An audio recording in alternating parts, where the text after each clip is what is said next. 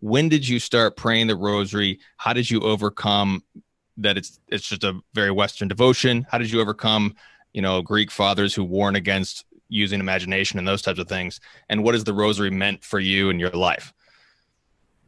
Uh, yeah.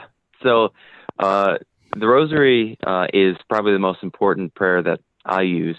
I don't know, honestly, if there was much prejudice to overcome insofar as using the Rosary goes, because a few things. First of all, it does actually have some pedigree within the Orthodox tradition. So if one looks online, there you'll often see like this thing called the Rule of the Theotokos, and it's attributed to Saint Seraphim of Sarov.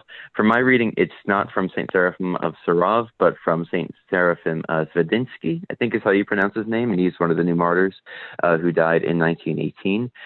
So he used a form of the Rosary, and it has 15 mysteries, which I don't know if they're all the same. Mysteries that are used in the Roman Rosary, but it's very, very similar. It's the Hail, O Virgin Theotokos, basically like the Western Hail Mary, and the differences are pretty superficial. So it does have some explicit pedigree within the Orthodox tradition, and the differences between the two are fairly superficial. As far as the imagination issue goes, that's an interesting question. It's kind of a complicated question because you do sometimes find things in Greek and Russian ascetic literature which would suggest that there's not a blanket prohibition on imagination. So Saint Porphyrios talks about imagining, creating an image of the crucified Christ, as he says the Jesus prayer in Wounded by Love. But even if one sets that aside, and it's a very complicated issue, and I don't want to just say, oh, well, we don't have to believe the warnings against imagination. But I definitely don't think, even if one took those very strictly, that the rosary comes under that condemnation.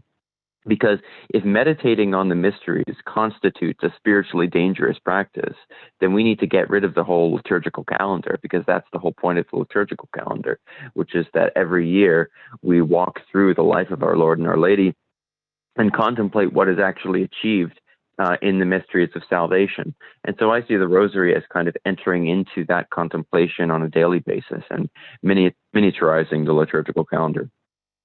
As far as it goes for me personally, I mean, it's been a life-changing prayer in terms of my personal spiritual life. When you get into the habit and the rhythm of using it daily, it's really kind of stabilized me, and cleared my head, and also theologically it's very helpful, because going through the process of meditating on the life of our Lord and Our Lady on a daily basis, you actually realize things about the texts that are being contemplated when you're working through that.